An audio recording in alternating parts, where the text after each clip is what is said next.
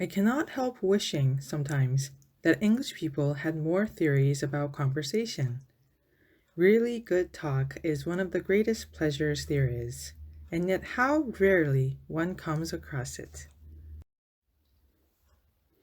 There was no denying that China was the cradle of civilization in the Far East, a far older and greater country than Japan, and that Japan was no more than a small and for long a backward branch of Chinese civilization.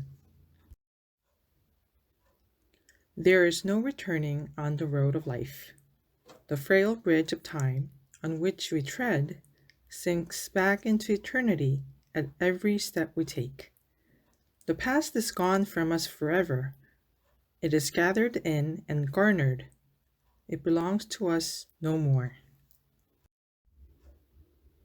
In youth, we are impatient of those who are indifferent to our own tastes. As a boy, I could scarcely help feeling hostile to anyone who was indifferent to the things about which I was enthusiastic in politics and literature. It goes without saying that sometimes we have to turn to some amusement or other to refresh ourselves.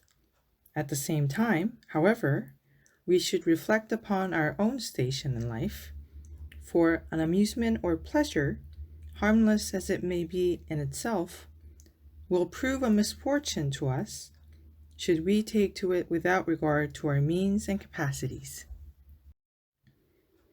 Turner, the famous British painter, had no conventional education worth mentioning, and all his life remained an illiterate, a fact which may have sharpened his visual sensibility.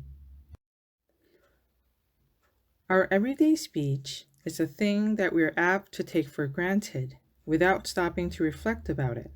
But when we do begin to think about language, we soon realize that far from being a commonplace thing, it is a mystery, mysterious in its origin and mysterious in its infinite potentialities. You hear every day greater numbers of foolish people speaking about liberty as if it were such an honorable thing. So far from being that, it is, on the whole and in the broadest sense, dishonorable and an attribute of lower creatures. Today we are all in a state of dreadful apprehension. We are frightened, it's no use pretending that we're not, about the future. What we are afraid of is not so much bold danger of destruction for ourselves or for our friends, as danger and death to the ideals by which the best of us have always lived.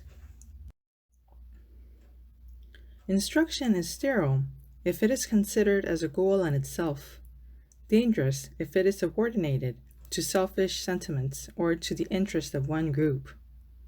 No matter how considerable it is, the accumulation of knowledge does not confer any superiority on men if he utilizes it only outwardly, and if he reaches the end of his life without having deeply evolved as a responsible element of humanity.